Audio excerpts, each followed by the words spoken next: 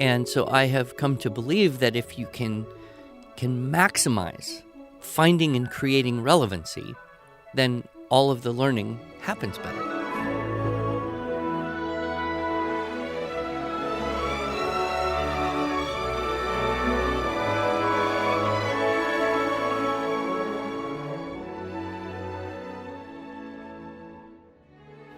Hello, and welcome to the Arts of Language podcast with Andrew Pudewa, founder of the Institute for Excellence in Writing, or as many like to say, IEW. My name is Julie Walker, and I'm honored to serve Andrew and IEW as the Chief Marketing Officer. Our goal is to equip teachers and teaching parents with methods and materials which will aid them in training their students to become confident and competent communicators and thinkers.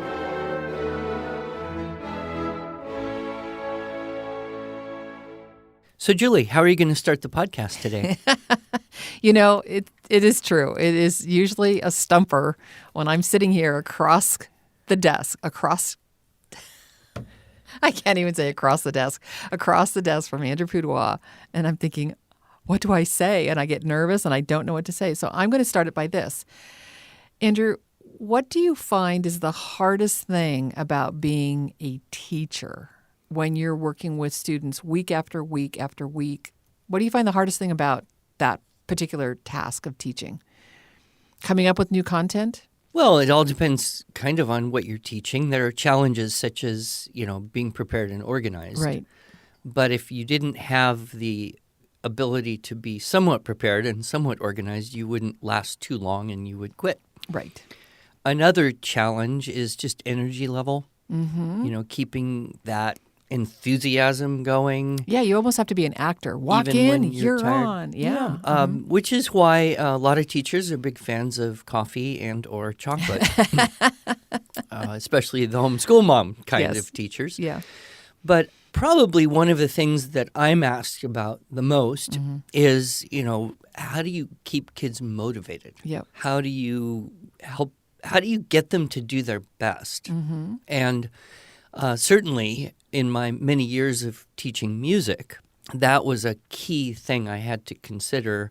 Part of my job was teaching the technical aspect of playing the violin to a student and their parent. Mm-hmm. But possibly even a bigger and more important part of my job was coaching the parent to motivate the child and supporting them and motivating the child to practice and practice well every single day after day, week after week, month after month. Because if students don't practice and practice well, they don't make progress. If they don't make progress, parents don't see, why should I pay for this? So it's right? a sales strategy. And if parents don't pay for lessons, then I don't feed the family. So, Right. It became kind of a subject that I was always interested in.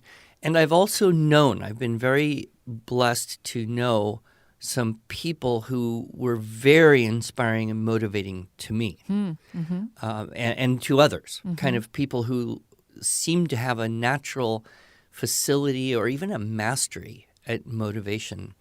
One of them was actually a co-worker with Maria Montessori.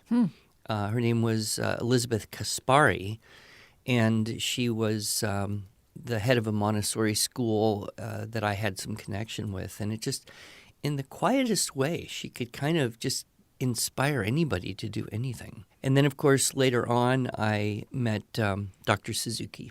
And the motivational power of that man compares to nothing else that I can think of in terms of you just wanted to do whatever he said. And it seemed to work with children too, and that trickle-down effect to all of us who were in training to be teachers in his tradition.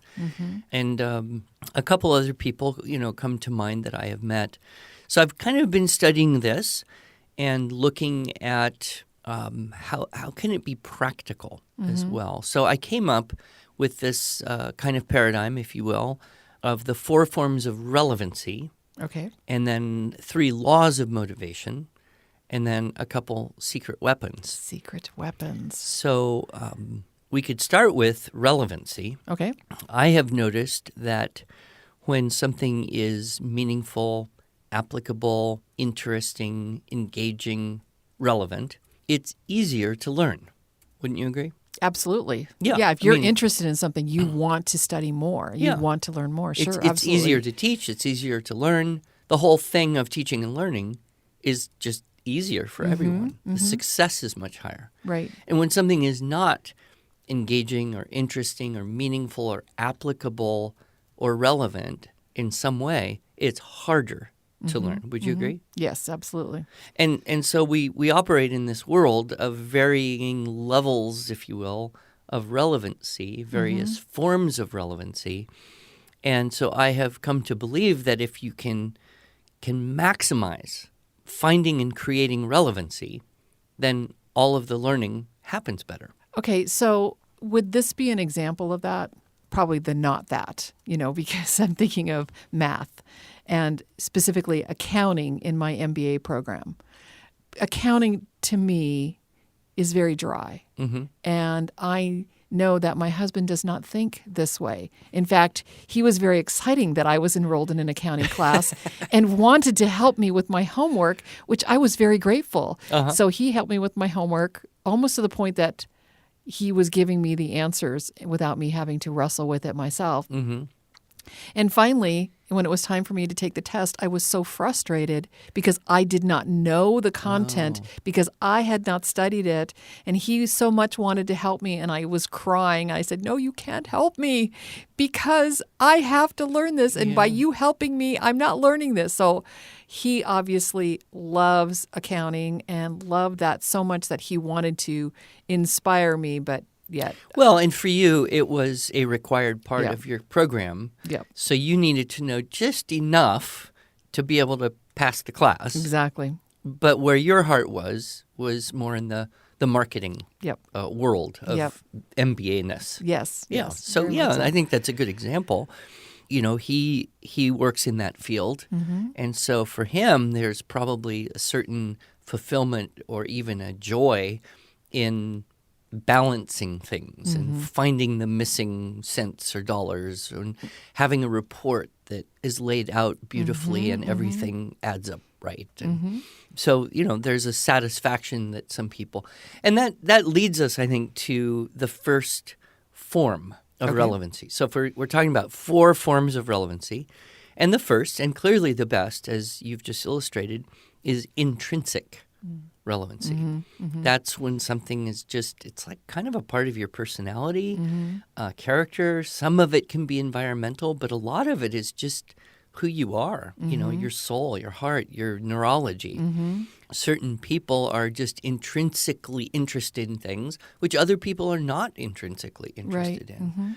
And you see this both on a individual basis with children of various ages, and then you see some things that are almost kind of universal. I think you would agree, being a mother of boys and having lots of friends of your boys, that almost all boys go through a phase of being very interested in knives or swords or weaponry of some sort. Sure. It's almost universal. And, I mean, if you even tried to prevent a boy from seeing a sword, he would invent one. Why is that? Much more so than girls. On the girls' side, you find almost all girls at some point are very interested in horses. Right. Why is that? It's just, it's part of boyness and girlness. Now, obviously, there are a few exceptions, and but there are definitely intrinsic relevancies that come up. My 5-year-old grandson, he just turned 5. For a couple years, he's just been absolutely fascinated with firemen and firefighting. And of course, his presents were all fire boots, fire coat, fire hat, plastic fire axe. He wants to watch every possible YouTube on fires and fighting fires and what firemen do. Where did that come from? It wasn't that his mother and father said, hey, let's inspire him to be a fireman. No, it was as soon as he knew that it existed, he had an interest. And his father is a, PhD equivalent in theology. Right. It's not as though it was environmental. Right. So I think we all have these things. My mother said that I was begging for a violin from the time I could talk. She's a piano and voice teacher, so music, yeah, but why violin? If I look back, I think, well, I wouldn't be sitting here today. I'm 99% sure my life would have a completely different trajectory. Right. IEW probably wouldn't exist if I hadn't grown up playing the violin. Well, we certainly wouldn't have this talk on motivation because Dr. Suzuki Right. was such an inspiration to you. So when we are teaching children, and particularly in the homeschool world where we have a little more freedom in terms of curricular choices, we can choose these books over those books. We could focus on this subject more than that subject. We could do this activity rather than that activity. Not quite as much freedom in the classroom, but still, as a teacher, you get to make choices. We want to capitalize on intrinsic relevancies because that's where the best possible learning occurs. Right. Yep. And I think all of us can go back in our childhood and say, yeah, the thing that I knew the most about, that I could have explained and taught to someone else the most, that I had the deepest understanding, was the thing that I was most interested in. And that may or may not have been a school subject. Right. Right? In my case, when I was about 15, 16, the thing I could have told you the most about was war game strategies. Okay. Right? And how to do naval miniatures and Napoleonic miniatures and how to play diplomacy. And, I had so much information stored up in my brain because that's what was most interesting to me at the time. Yeah. Unfortunately, it didn't translate to, an A on a report card anywhere. No, but I can tell you a story that's similar to that about my own son that actually did result in an A on his report card. How but nice. It wasn't with war game action figures or whatever you were doing. It was with music. When he was 15, 16 years old. This is Joel, huh? This would have been Joel, Yeah, and he actually has done some music recording for us at IEW. If you have the structure and style for students, if you have the teaching writing structure and style, you have heard Joel play his guitar. And so we got him the guitar at 12 years old, gave him the music lessons and everything, and that was great. But at 15, he wanted to compose and record his own album. And so he spent a semester, and that was a course that I gave him credit for that he got an A on, is to write all the music, do all the songs, do all the playing, and do the recording, mastering, and sell this CD of him playing music. Yeah. Now, that was 15 years ago, so That's great. it's a little bit easier today to do that now. And that's something that's so nice in the homeschool world is you can do that, and it's perfectly appropriate. I had to go sit in orchestra in middle school and have Mr. Ingraham throwing the pencils at me for not being attentive. Oh, dear. In order to get that on a transcript. Yeah, yeah. So any case, intrinsic relevancy. So we tune in to, okay, this child or these children or this group of children and say, what can we bring into our curriculum that is going to catch their imagination because of who they are. Right. But not everything is interesting to everyone. No. Right? Some things are interesting to some people, but not necessarily to other people. Yes. And so this is where we move to the second form of relevancy, which I have termed inspired. Okay. Inspired relevancy is when, well, you may not have, a fascination or an attraction to something, but because of someone whom you love or respect, or because there's some kind of, positive pressure there, right? From a mentor, from peers or whatever, you become inspired, and now you are interested, and learning happens better. I think we could all look back in our years of being in school and say, wasn't it the teacher who was the most inspiring that corresponded with the subject that we were most interested in learning? Exactly. Yep. And unfortunately, the inverse is true. Very often, the teacher who we found the least interesting or inspiring corresponded with the subject that we were least interested in learning. So what was your subject in high school that inspired you, that you loved? Or, what teacher? Well, probably the most memorable teacher was my English teacher. Oh, interesting. And I'm guessing 10th grade. His name was Mr. Spurgeon. Okay. And of all the teachers I can remember, he himself was the one who was most interested about literature and was able to engage us in conversation Yep.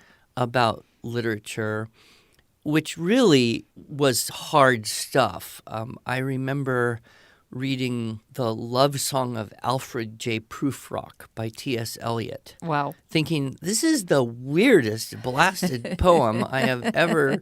It doesn't make any sense. And left alone with that poem, I would have gained nothing from the experience. But because of his excitement, he could, bring that in and point things out and share his knowledge and love. And so my overall aftertaste, if you will, was, wow, that's a good poem. I like that. Yeah. Interesting. My teacher was also an English teacher, Mrs. Mark. And she definitely inspired me. Yep. The biology class is probably the one that goes down as the worst. Okay, this totally cracks me up because that's the same for me. You did not have Mr. Andrade, did you? I can't even remember the name, but and we didn't grow up in the same place. No, we went to different high schools. I mean, the whole thing is just, it's like I've blocked it out of my memory because it was just so unpleasant. But I remember the drudgery of walking in and thinking, I got to sit here and take notes, and this stuff is so dry and useless and meaningless. And I'm assuming that part of it was he just wasn't very excited himself. So how does this translate for us? Well, hopefully if we're teachers, we get to teach something we love. And so we can, as much as possible, bring that enthusiasm to our students. Yes. It's a sad day when we get kind of forced into teaching something which we do not really love. And then we have to just be good actors. On the homeschool front, it's a little harder because, a lot of the homeschool parents have to, between mom and or dad, they've got to teach most everything. Although I have always liked the idea of finding someone else who loves something and then getting them to teach my kids. Right. So this is easier today than it was, say, 15, 20 years ago. In addition to the co-ops and learning communities, we also have online classes. Exactly. Yep. I've always been quite amazed at the excitement and enthusiasm of kids I meet who are enrolled in our IEW online classes. Yes, I would insert a plug here for our online classes, except that they are 95% full right now. So well, but what I always hear is, oh, I love Mrs. Fill in the blank. I mean, every kid who's ever said to me says, I love that teacher. Yes. So, our team, even through the more distant medium, of the separation by screens, that love of what they're doing, the composition, the grammar, the structure, the style, the literature, it all comes through. Well, and I'm just going to add this to, it's not really a plug for our online classes, but it's a plug for our video courses, your video courses, Andrew Pudewa. You are an inspiring teacher, and kids love to see you, your antics, your jokes, but you clearly love the kids and you clearly love the subject matter. And so you are an inspiring teacher. And they do find that inspiring, and I won't be making a series of biology videos anytime soon. Probably not ever. Probably not ever. So we can capitalize by finding people either in close proximity to do a live little class or online or even a video, and that can go a long ways to shifting a child from I don't really like this or I don't know if I like it to, yeah, I like this because I've been inspired. Now, some things are unfortunately not necessarily interesting to almost everyone. Okay. But we have to learn them. Okay. They are kind of the more drier mechanical things that are useful in life, but it's hard to get excited about multiplication tables. Okay. Or, it's hard to get excited about English spelling. It's hard to get excited about learning the capitals of the states or, things that are kind of on the good information because this will help you downline through your whole life. But how do you get excited at the moment, right? Mm-hmm. And this is where then we say, okay, if the thing itself is not interesting enough for anyone to get excited about, let's contrive relevancy. So that would be the third form. So first we had intrinsic, second inspired, third contrived. You couldn't come up with an I? No, well, in the case of alliteration, it only works if you wanted that word anyway, and it just happened to fit in. Okay, right. The word I want is contrived. Okay, yes. And also, if I had a third I, I'd be doomed to force a fourth. Yes, this is true.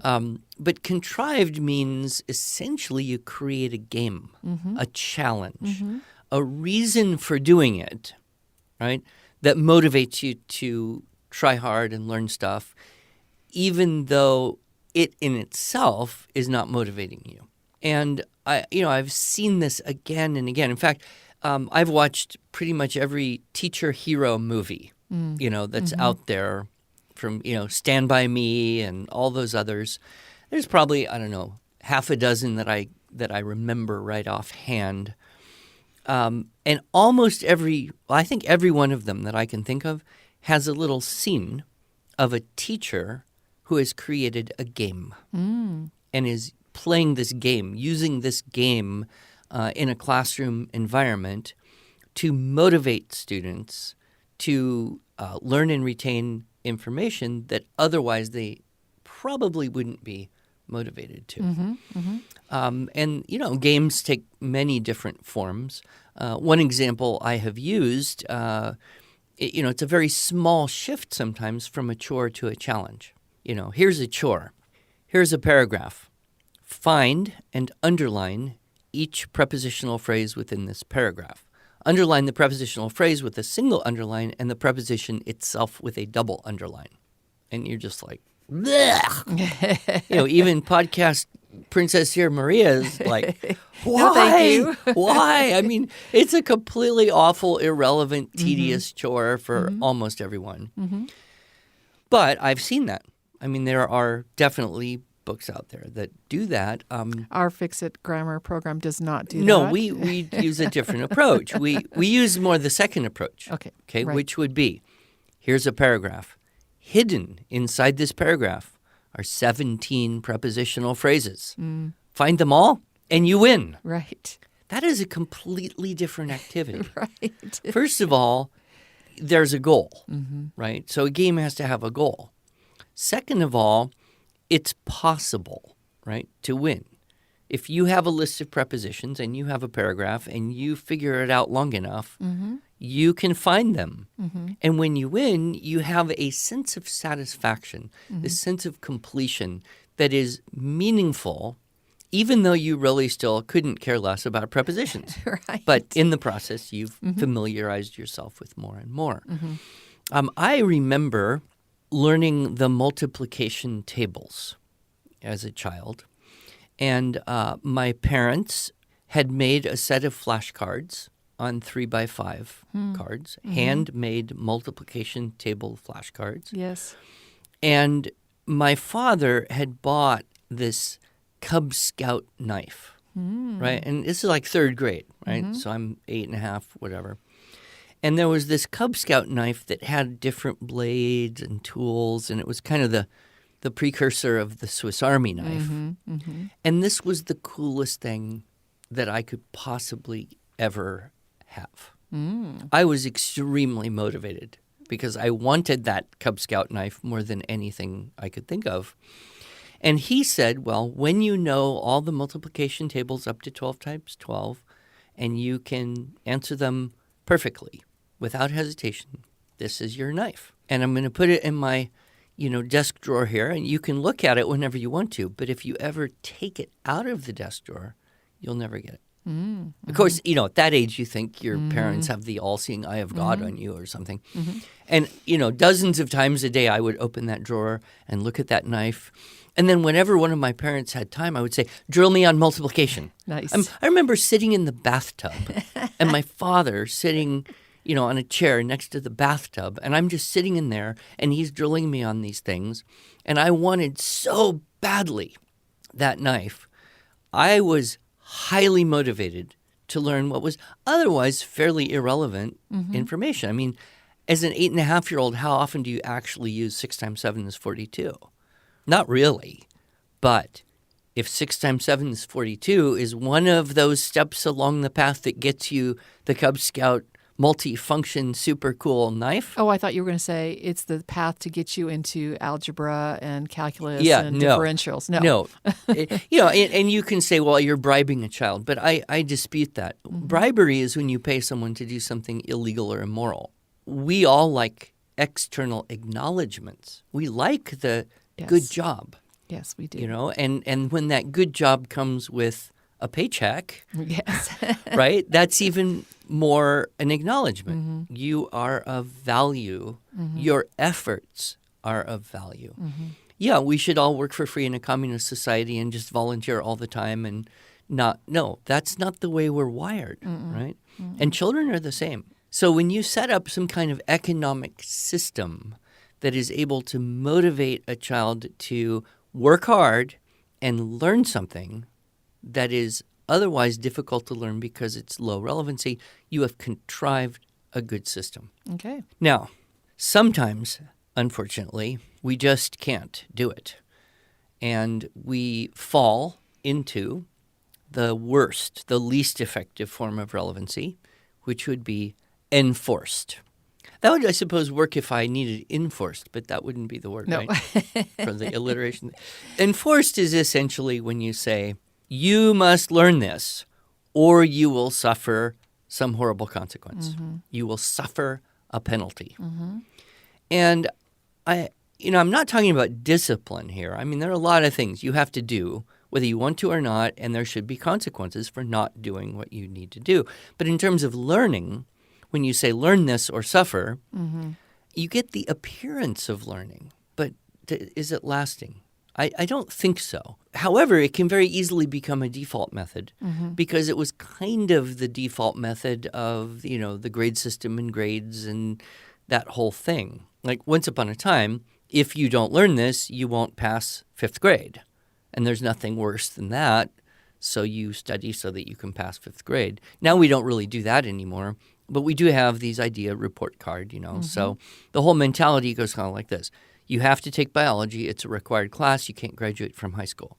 Furthermore, you have to study and learn biology well enough to get a good grade in the class because if you don't get a good grade in the class, you'll bring down your GPA. And if your GPA is too low, you won't get into a good college. You may not get into college at all, which means the best you're ever going to do in life is assistant manager at Denny's, living a life of poverty and misery. Which is the reason... With apology to all assistant managers at Denny's. Well, which is the reason to study biology, right? I mean, so that was kind of this threat over your head. Yeah. The reason you must learn this is because if you don't, there will be some horrible consequence. So what happens? You get the appearance of someone who's learning biology.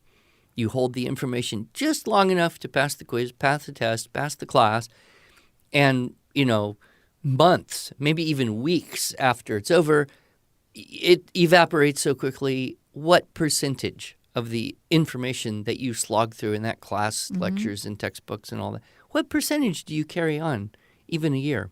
2%, 5% if you're a genius? So, that's not the best approach, I believe, to learning meaningful biology. And in my case, that was kind of, that's the sword over your head business. So, I will say it is difficult to not fall into, as a parent or a teacher, if you don't do this, there will be a negative consequence. And I would be the first person to say, yeah, I have said to one or more of my kids, yes, you will finish that math or you will not eat ever. Yeah, but, but that should be our, the last resort kind of thing. And we should look for either, capitalizing on intrinsic relevancies, finding ways to inspire through yourself or other people, contriving games and systems and challenges so that at least it's still a potential gain, a potential benefit, a potential enjoyment, and then avoid, if possible, enforced relevancy because it seems to be the least effective. Right. So I know that we're almost out of time, and you've got a few more things, including those secret weapons to Right, talk yes. about. Well, there's the 3 laws of motivation Yep. and the 2 secret weapons, so we'll have to pick that up next episode. So I do have one question, though, before we close. This is related to, actually, one of our listeners asked this, and I thought this would be a good time to ask it. If I can paraphrase, it's something like this. We understand contrived relevancy and have used that quite frequently in our schooling environment, almost to the point that our student is saying, I won't do this unless you do this. Yeah, that is a danger. That is a danger. And one of the things I've noticed is that good contrived relevancies or games or systems change a lot. So that you have one system here for the multiplication tables. Okay, we're done. You got the Cub Scout knife. Okay, now there's another goal or another thing. The other thing is, and I didn't have time to get into this, so this might be a good place to pick up last time, is that if you do have an economic system, there needs to also be a negative consequence. Okay, right. Right. So if you do this and do your best, there's a potential gain. If you refuse to even try, there's a potential penalty. So I would need to, talk a little bit more with that particular question that you asked. Yep. I happen to have seen that question, and the specific circumstance was the child was being rewarded with video games.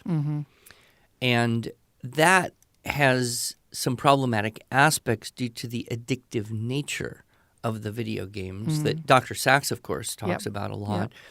And the rebellion coming from essentially the withdrawal, the fear of not, the going to battle with the parent over that compulsion. Right. And Okay. that's a much more complex type of problem. Okay. But we could get into it a little bit more and talk about how to structure economic systems that are going to be most effective. Okay, so stay tuned for next week where Andrew Pudewa discusses economics or something like that. All right, thank you, Andrew. Thank you.